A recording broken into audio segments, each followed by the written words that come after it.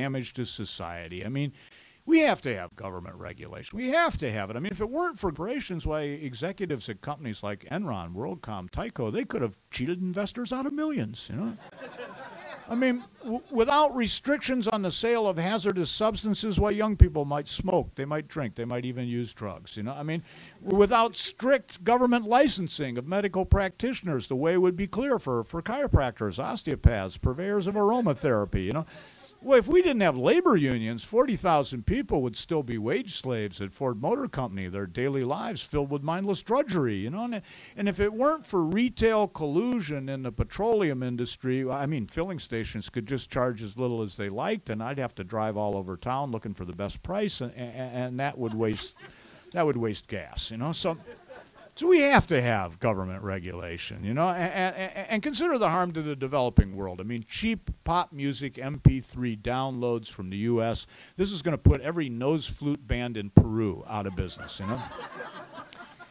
Plus, some jobs just require protection. They require protection to ensure that they're performed locally in their own communities. I mean, my job, just for instance. I mean, my job is to make quips and jests and waggish comments, and somewhere in Mumbai, there is a younger, funnier person willing to work for a lot less, you know. My job could be outsourced to him, you know, but Mumbai me is thousands of miles away. He could make any joke he wanted without thought of the consequences. He could let his sense of humor run wild. He could start making Jerry Ford funeral jokes, you know, about how the funeral lasted longer than Ford's administration, you know, and had better economic policy outcomes, you know. But who would my in-laws be offended by? Who would my wife scold? Who would my friends shun, you know? And then there's the matter of that wealth of nations ebb and flow of goods and services, Smith's gross domestic product. Now I'm as grossly domestic as the next person. Where's the product, you know? I mean, how come all the goods and services ebb out of my income instead of flow into it, you know? And of course, I understand that money isn't what's valuable. Love is what's valuable, and my bank account it's full of love or something similar to it. Sex, that is, there's F-all in my bank account. You see, 231 years after The Wealth of Nations was published, it is still very hard for us to believe in, at a gut level, to believe in what Adam Smith had to say. It's hard for me to believe in it, and I'm a right-wing Republican pig, you know. I mean, it's important to understand The Wealth of Nations, not so that we can understand economics, not so much that, but so that we can understand the moral lesson that Adam Smith was trying to convey in The Wealth of Nations. And the moral lesson is the necessity of freedom and equality.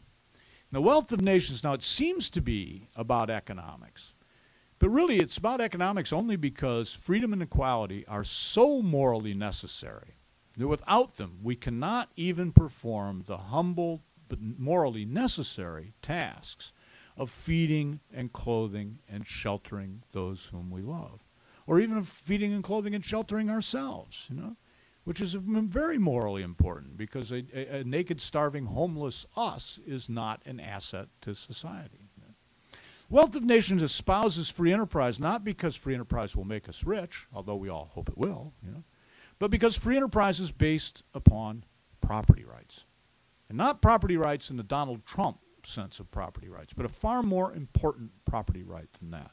It is based upon the property right that we all have to ourselves, the deed we have to ourselves. It's based upon our self-possession as free individuals. Adam Smith said, "The property which every man has in his own labor, as it is the original foundation of all other property, so it is the most sacred."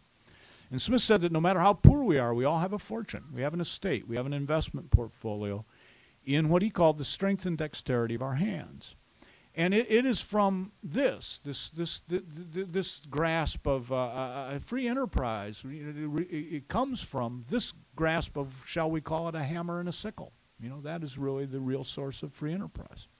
And Smith said that to hinder a person from employing that strength and dexterity in whatever manner that person thinks proper without injury to his neighbor is a violation of the most sacred property, the property that you call you and that I call me. You know?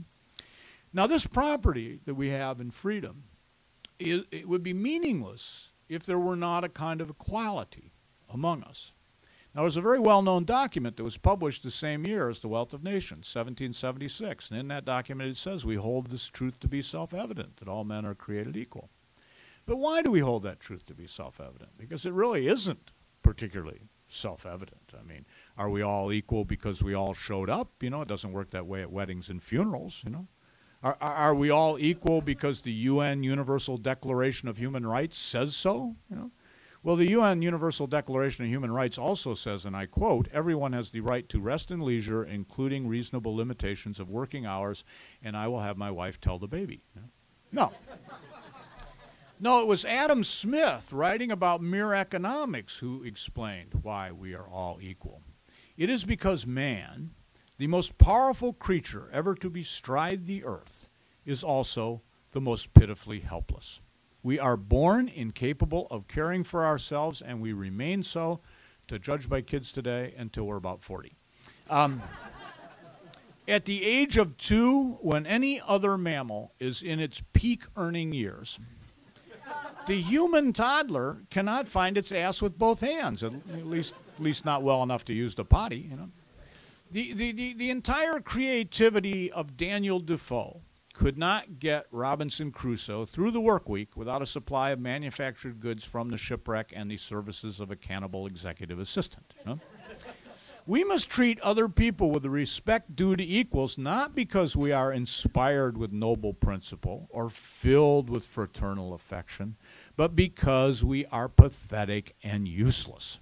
I quote from Adam Smith, an individual stands at all times in need of the cooperation and assistance of great multitudes, while his whole life is scarce sufficient to gain the friendship of a few persons. Now you think about that statement, that is a left-wing statement. That is very nearly a heartfelt plea for socialism. And yet that sentence is a sentence that appears right before the most quoted sentence in all of The Wealth of Nations, which is, it is not from the benevolence of the butcher, the brewer, or the baker that we expect our dinner, but from their regard to their own self-interest. And that second sentence is usually quoted as though it meant greed is good, and that is not the meaning that Adam Smith had. Adam Smith does not urge us to selfishly pursue wealth in the free enterprise system. He urges us to give thanks that the butcher, the brewer, and the baker do. The butcher, the brewer, the baker, they may be wonderful people. They may be horrible people. It doesn't matter. You know, the point that The Wealth of Nations is making is that the butcher, the brewer, and the baker are endowed by their creator with certain unalienable rights, and among these are steak, beer, and hoagie rolls. Now, that's everything I know about The Wealth of Nations, in even less space than my book. However, if anybody's got any questions, I'll make up some other stuff.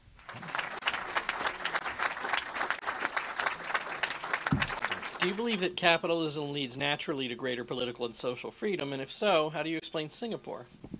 Do I think that capitalism leads naturally to, no, I don't think capitalism does. Capitalism has existed forever. There were capitalists in ancient Rome. No, free markets do seem to tend to lead to, and property rights. Probably a tremendous, wonderful book by Richard Pipes, the Russian historian, called Property and Freedom, where he basically proves the case, I think, or I guess comes as close as you can, is that property rights are the necessary foundation for political freedom. And certainly a free market can't exist very well without property rights. So now, because property rights don't necessarily mean that you will have political freedoms, but they're necessary in order for you to get. So it's possible to have certainly possible to have a capitalistic system, and it's possible even to have a free market system that doesn't have political rights. But if you don't get that free market system, then you will never get the political rights. Because the free market system is necessary. Fundamentally, the reason here is that you have to create a large enough base of people who have material influence over a society to counterweight those people who have the weight of force, the weight of tradition, the weight of political or economic, political or religious fanaticism. So the only way to create a counterweight for freedom against the traditional forces of tyranny is for there to be a broad section of society with a lot of economic throwaway. And this is basically how Europe became free, how Europe went from the feudal era to an era of reasonable freedom. And you know, it is our big hope for China. We don't know if it'll work, you know, but without that free market step that the Chinese have taken, we can be pretty sure that they would have slid right back into, you know, acting like Russia.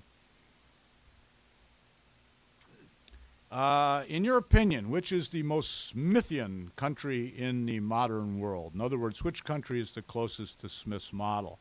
Well, up until the reunion of Hong Kong with China, I would have said Hong Kong. Hong Kong, even though it wasn't a democracy, it had. You got to remember, Smith was not a Democrat. I don't mean a capital D Democrat. Of course, he wasn't a capital D Democrat. That would have been ridiculous. You know? But he wasn't a small D Democrat. And of course, there was a reason. There really weren't many small D Democrats, and there was a reason for that in the 18th century. Democracy had not been tried.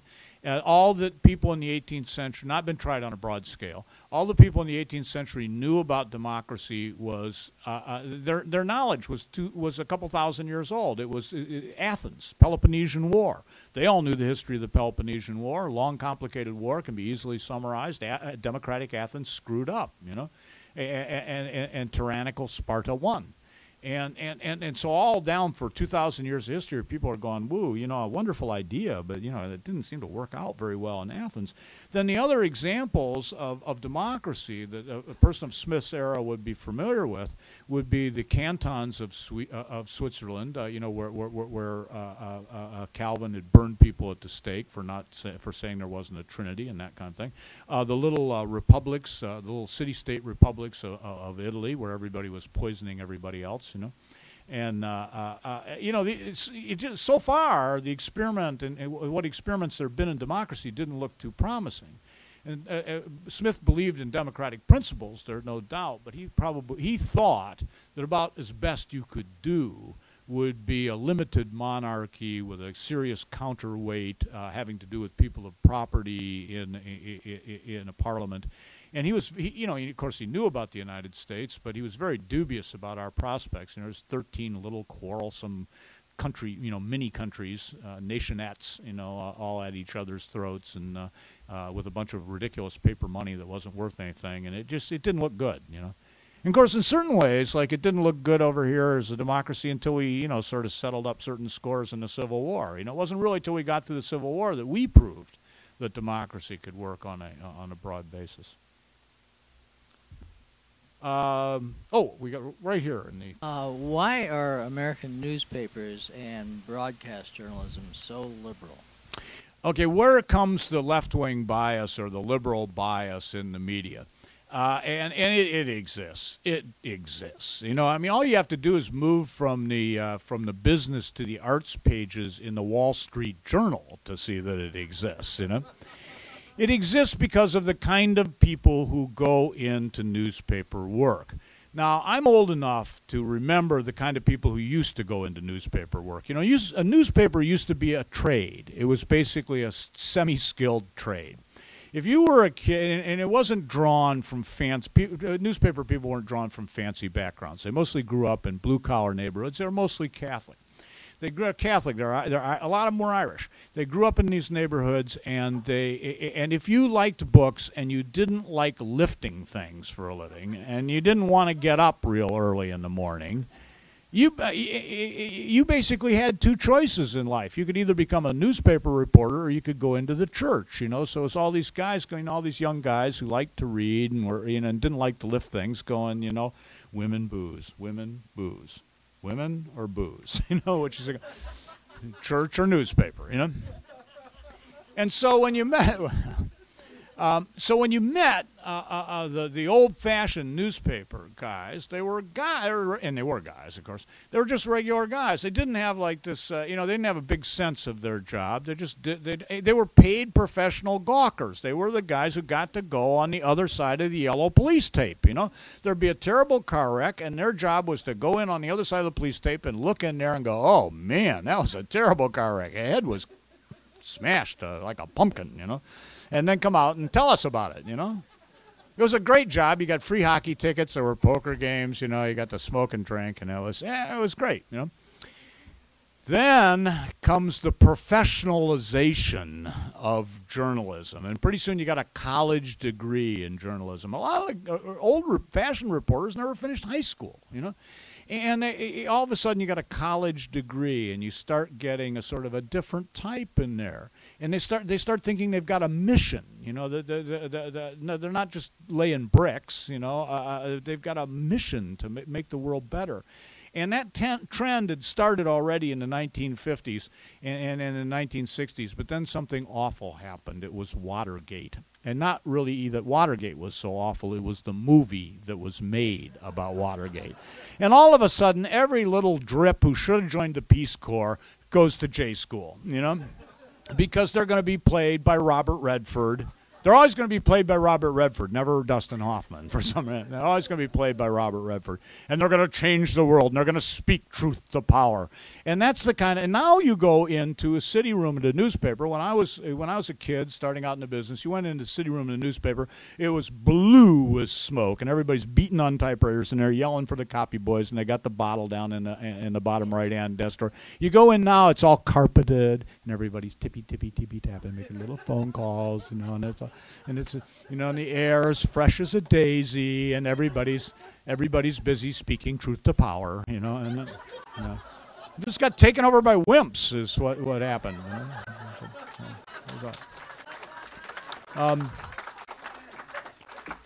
We got an other room card. It's there we go. I'm sorry. Did Smith get anything wrong about the economy? Really wrong? Well, yeah, he did the beaver thing that I was talking about. It's all wrong about beaver. He'd obviously never been outdoors in his life. He's a scholarly guy. He didn't know what he was talking about. It was actually Tom Palmer at Cato Institute that pointed that out to me, because I asked Palmer the same question when I started this project, because Palmer really is a scholar of Smith, and I said, Tom, was he really wrong about anything? He said, oh yeah, he's seriously wrong. But even more so, there are 5 books to The Wealth of Nations, and the 5th book is particularly interesting in some ways because it's the worst of the 5 books. The second book has some problems with value and price, and it has some problems with the nature of capital accumulation and so on, some things that we might well disagree with. But the 5th book is when Smith takes his basic principles and he tries to apply them to policy questions of the British government in the 18th century, and he just goes haywire.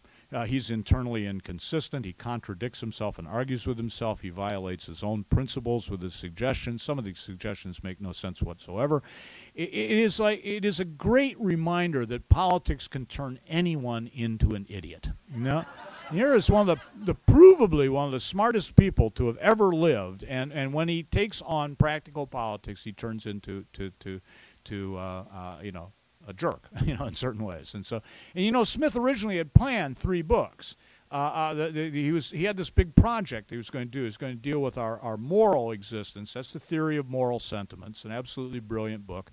That is about how we, using just a tool basically of some natural sympathy that we seem to be able to feel, we use that and build upon that to build moral structures. And it talks about how we build moral structures and how we can judge whether our moral judgments are indeed valid, and how we can make better moral judgments, and how those judgments are corrupted by fashion and corrupted by circumstance and so on. Absolutely brilliant book. In many ways, definitely an easier read than The Wealth of Nations, and in many ways less dated, because it's about human nature, and that, of course, doesn't change whatsoever.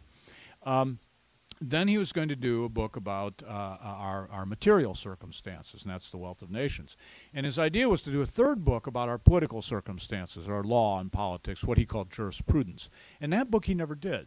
And we don't know quite why he didn't do that. We do know that not too long before he died, when he knew he was dying, he had all his notes and drafts and work that he did on the book about jurisprudence burned. And so we have no idea what was going to be in that book. But I think there's a clue. I think there was something else going on. I mean, you know, Smith didn't live terribly long. His health was not great. He was busy doing other things. But there are many reasons that the book might not have gotten written. But I think that there is a clue to one other possible reason in the last book of the Wealth of Nations, is that Smith realized, you know, the futility of trying to deal with politics. And that was it's politics. He's a moral philosopher. There's not much room for philosophy, and there's no room for morals. You know, so. Yeah. Let's see. Did Smith believe fiat currency, or, as some say, fiat currency? I've never known. What do you, David? Fiat? Fiat? Yeah. I always think of like little cars, little cars full of money, little cars full of Italian lira driving around the house. Did Smith believe that fiat currency could be used successfully in a free market? Well, he couldn't quite. Yeah, he believed in money, in paper money.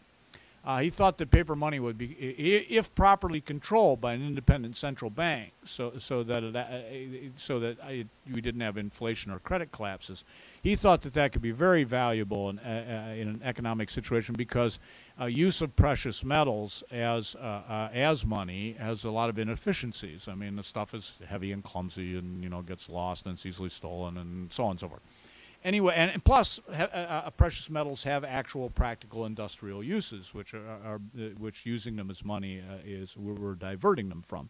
So he was in favor of paper money, but he couldn't quite get the idea of fiat money. Was just a little bit beyond him. He assumed that money would always have some sort of exchangeable basis. He even went so far as to posit a sort of market basket basis for the value of currency. The idea that currency would just be a government IOU, just sort of hanging out there, was like too much for an 18th century mind to wrap itself around. And I got to say, it's a little too much for my mind to wrap itself around down to this day. Let's, sir, you were, yes, okay. I wanted to ask you about what Adam Smith would, what his views would be. 80% of the wealth is held by 10% of the population of Guatemala, mainly because of land grants given by the Spanish. Would Smith consider this property to be a sacred right? He would. Smith would probably consider that Guatemalan property situation to be not worth fixing. I mean, he would consider the property rights to be more important than the inequitable distribution of property. And Smith, his message to the Guatemalans would be, wake up and smell the coffee, go to school, learn how to do something. You're not going to make a living as a farmer anyway. You know, it's Guatemala. What are you going to grow? You know, I mean, you got a little bit of coffee and a couple of bananas, and get out of here, you know, go to high school, you know, and learn to count and stuff, you know. That this is not the way to the future, you know. I mean, and that's the problem with a lot of the third world. They think, oh my gosh, you know, I mean, things are so terribly unequal here. We have to split up this stuff and make it equal. Well, that doesn't work. What makes these countries rich is people acquiring skills and building businesses, not taking the patron's banana plantation and dividing it into 250 different little parcels where each person gets to grow one banana. I mean, that's not going to make people rich, you know. So it's a lousy situation, and it's terribly unfair, but fixing it, and then consider what it would take to fix that problem. It would take some sort of Guatemalan dictatorship. They're pretty familiar with that down there, you know. I mean, it would take concentrated government power to take that private property away from people and redistribute it fairly. Do you think it would get redistributed fairly? Well, no, of course not. It would go to the political cronies of the political people in charge. Plus, you would have to create this sort of Hugo Chavez a centralized political power, which would be, even if not abused by the people who created it, and believe me, that would be unlikely, would be definitely be abused by the people who inherited it or who worked within it, and so on. So it would be just one of those cures worse than the disease, you know. I mean, he wouldn't approve, you know, but the way to fix that is for the Guatemalans to become a modern society, you know, and to give up on being an agrarian society. It's not. That's the only answer. Let's see. Paradox. Adam Smith believed in, believed in bad handwriting, apparently. No. This is really having trouble here.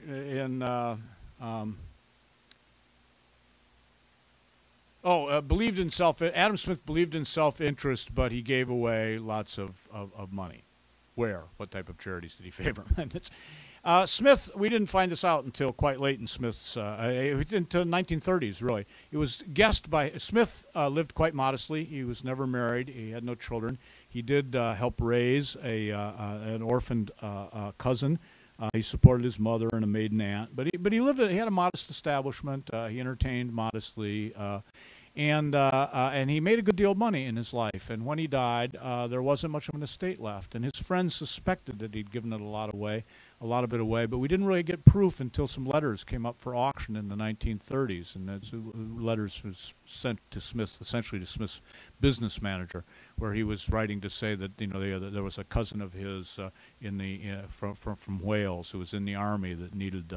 It was a huge amount of money. It's like 2/3 of his pension for the year, that he needed that so he wouldn't have to give up his army commission, and so on and so forth. So we really don't know where a lot of the money went, but it seems as though Smith gave away a great deal, and very secretly and very privately. There's a Talmudic saying that who gives in secret gives twice, and Smith was definitely upon that. Self-interest, that is self-interest. Smith points out in the theory of moral sentiments that the thing which motivates people most, which is most important to people, is to be beloved. And even if the people who don't know who to beloved exactly, they know that some nice guy somewhere fixed something for them, and so self-interest in Smith is not monetary. Self-interest is very, very broadly defined. Self-interest is more what we would call self-actualization, I guess is what they would call it on the Oprah show. Live the best life, live your best life, or something like that. That's much more what he's talking about than simply accumulating cash. Right over there. Our two major political parties, are they moving away from Smith with equal speed, or is one still better than the other? I think the Democrats are quicker on their feet than the Republicans in a general sort of way. I think that the Republicans, bad as they are, and they've been extraordinarily bad over the course of this president's administration, do not subscribe to the zero-sum fallacy, and I do think, in their heart of hearts, the Democrats do. I say this is what keeps me, at least nominally or notionally, a Republican, and it keeps me from ever being able to support, I find it very, very difficult to support a Democratic candidate, because I do think that the root of the Democratic Party is a belief in the zero-sum, and I mean, they certainly talk as though everything is zero-sum. And I think that they really feel that way in their hearts. And of course, it is a piece of human psychology to feel that way. It is, anybody who's got kids has seen this with kids. Kids regard everything as zero sum. And so yeah, I do think the Democrats are a little worse. But it's a low bar, that contest. Oh yeah, that was something I said years ago in Parliament of Horrors. That giving money and power to politicians is like giving whiskey and car keys to teenage boys. I'll hold with that. You talked about free markets, but I see that same 100 corporations are now more or less taking over America. Every shopping mall looks the same. Every neighborhood little mall has the same store, same chain everything. America is becoming extremely uniform, partly because of the few corporations taking over everything. And although it might be efficient, it's kind of aesthetically and morally somewhat disconcerting. Well, I agree that it's disconcerting, it's unpleasant looking and so on, but I don't agree that it's just a couple corporations. I mean, some of the biggest corporations that exist right now didn't exist at all 10 or 15 years ago. And some of those, it's easy to say, oh, the Gap is taking over all of America, except that the Gap is falling flat on its face. These things change. They change. We go through periods of consolidation where we get large, big block stores like Target and Walmart and Kmart, and we think, oh, there'll never be another small store. And then we walk down the street and we see like 200 boutiques, because they're obviously things that Walmart doesn't do. The important thing here is freedom. the important thing is, are you free to start another corporation to compete with these people, or are you not? You say, oh, I can't do it, they've got too much money. Well, they don't have too much. I mean, you know, Michael Dell didn't think that they had too much money. Bill Gates didn't think that they had too much money. You know, Toyota didn't think that GM and Ford and Chrysler had too much money for them to go into the American. You remember you guys are from California. You remember the first Toyota cars that came over here? They were hilarious. They were just hilarious. I mean, they're really like tin cans. I mean, they made Volkswagen Beetles look substantial, you know. And they had names like the Go Baby Butterfly, you know, and the Little Purple Bird, you know. I mean, the Japanese had no idea what they were doing when they came over here, but it didn't stop them from trying. The important thing there is the freedom. And yeah, I mean, you know, Smith wasn't under the impression that corporations are good or that businesses are good. Quite the contrary. He said members of a trade, people in the same trade, never get together, even socially, except that it turns into a conspiracy against the public. You know, I mean, he was very clear-eyed about this. The important thing is the freedom. You have the freedom to start another better-looking mall, you know, that serves people who want the kind of things that you want, you know. And if you're right about that, if it is discouraging the way every mall looks alike and every store seems to be some sort of, you know, then you'll get rich, you know. If you're wrong, you won't. But, you know, the important thing is that you've got that freedom. Let's see. If Smith is right and trade is mutually beneficial, why should U.S. policymakers worry about China? Well, they shouldn't, I don't think. You know, don't the Chinese and the 80s Japanese and the Americans benefit from international trade? And then something about is deficit or whether there's a deficit or a surplus. Well, as I said with trade, there never is a deficit or a surplus. A trade is a trade. A trade is balance. A trade's a trade's a trade. And so the fact that what we've traded the Chinese is a lot of debt instruments, and they hold those debt instruments, and we could say, oh my gosh, you know, what if they like get rid of all those bucks? Our dollar that's been so strong could suddenly become very weak, and everything here would get, all the important stuff would get very expensive. Yes, that's true. However, as I read through all the op-ed page stuff in the New York Times and you know, the other big broadsheet papers and so on, everybody is panicking about all this stuff that we've got because the dollar's too strong. They're saying the dollar's too strong, the dollar's too strong. We're importing all this cheap stuff. It's destroying our jobs here. And they say, but the main reason we're worried about the dollar being too strong is that it might suddenly get too weak. I'm going, make up your mind. You know, what is it you want? You want a strong dollar or a weak dollar? Or how about just staying out of it, you know, and letting the marketplace figure this out, you know? I think that, you know, I mean, if the dollar goes down in value, it will cause serious dislocations. But that's, you know, creative destruction. That's the nature of capitalism, you know. I mean, that if you want to live in a stable society, go to North Korea, you know. Stably miserable. One more question. We have one more question in here? Or if not, we'll take there's one back there. I think this current administration is such an odious disaster at so many levels, but I'm actually interested from a property rights standpoint. With the Republican administration that's so explicitly against having rights for gay and lesbian people, where property rights are conferred in this society, how do you think, separate from, I'm not asking what Adam Smith's view would be on homosexuality, but with regard to property rights that are conferred at this policy level, how do you think we respond to the irrationality of this administration in that regard? Well, yeah, this administration is very bad about this. I mean, say, for instance, the issue of gay marriage. Now, marriage has got entirely two entirely separate aspects to it. One of them is religious, if indeed you believe in a religion. You know, I mean, it is you know, the spiritual bonding of two souls into one, etc. And you know, I'm a Catholic. I go along with that. But the other side, on a political side, marriage is a contract, and why any two people in you know, shouldn't have equal contract rights. You know, if they're, you know, I can't imagine. You know, now of course part of the problem is, you know, is prejudice, is bigotry, is short-sightedness on the part of political conservatives. But part of the problem is also the activists, because activists have not, in general, been satisfied with getting just the contractual rights. They say, no, we won't be fully equal in the society unless we have unless it is called and regarded as a marriage. Well, it isn't actually within the capability of political society to make that change in people's minds. That is a social, a religious, an extra-governmental decision whether two gay people who intend to stay together forever, whether they are in fact married, is something people have to decide for themselves. It's not something the government can decide. The government only covers contractual law. Now, I would say most of the fault here is on the part of the social conservatives within the politically.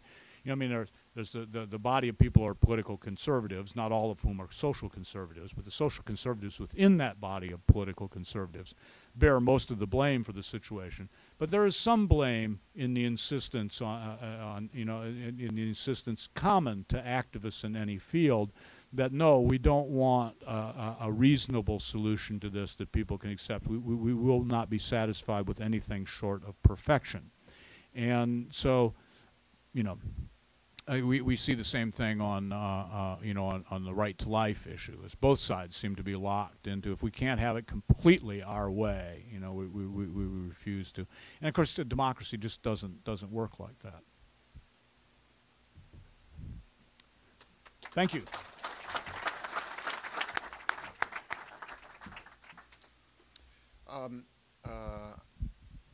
For those of you who don't have copies of PJ's book, we have copies upstairs. PJ would be delighted to sign copies for those of you who don't already have signed copies. Also, one of the questions was raised about Guatemala. I might mention that we have a book called Liberty for Latin America by one of our senior fellows, Alvaro Vargas Llosa, that deals directly with that question, and I think you'll find that of use. You'll also find other of our books here. This is one by one of our senior fellows, Bob Higgs, who spoke here last time, called Against Leviathan, and others. And I want to thank you all for joining with us and making our event so successful. And I want to thank PJ again for his work. PJ is a witty and funny guy, but he's speaking some serious issues. So would you join me again for another?